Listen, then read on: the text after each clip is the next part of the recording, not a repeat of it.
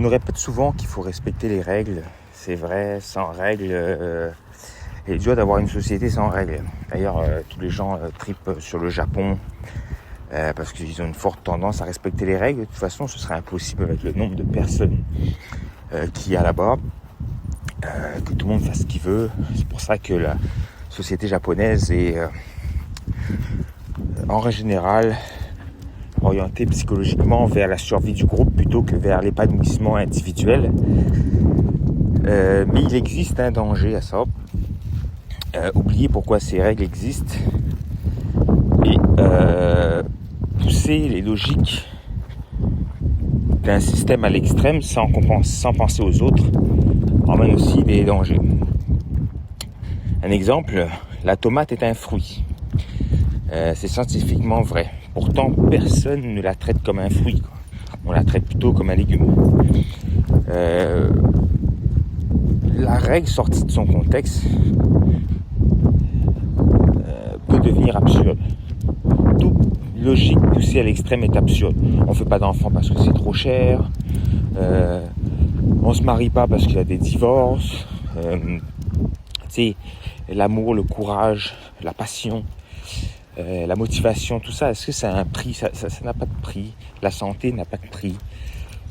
C'est pour ça que toutes les gens qui sont un peu, je pense que le terme c'est monolithique, ont plein de problèmes, quoi.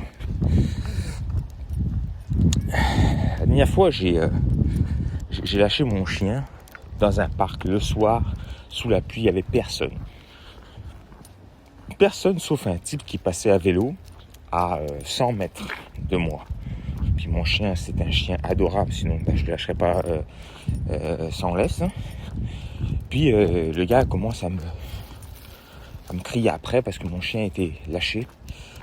Donc pour éviter les tensions, les conflits, je lui dis: excusez-moi monsieur, c'est vrai que j'ai pas le droit de faire ça, mais je pensais que je dérangeais personne.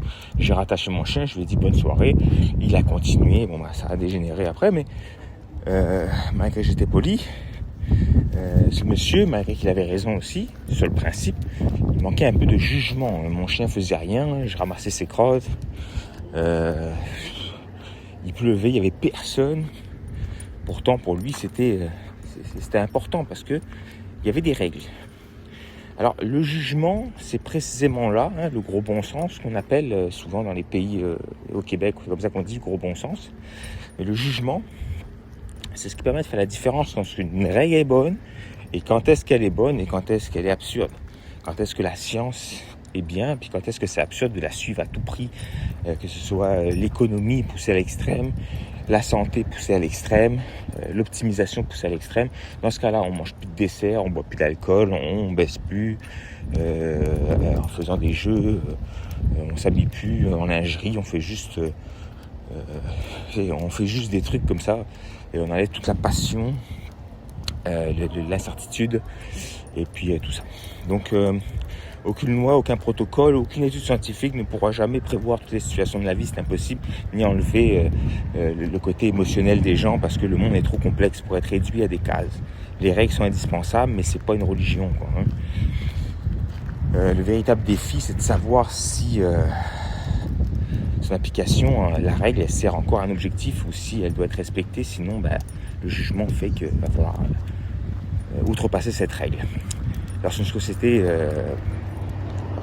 perd un peu son jugement, elle ne devient pas plus juste, elle devient rigide, puis ça enlève la beauté de la vie.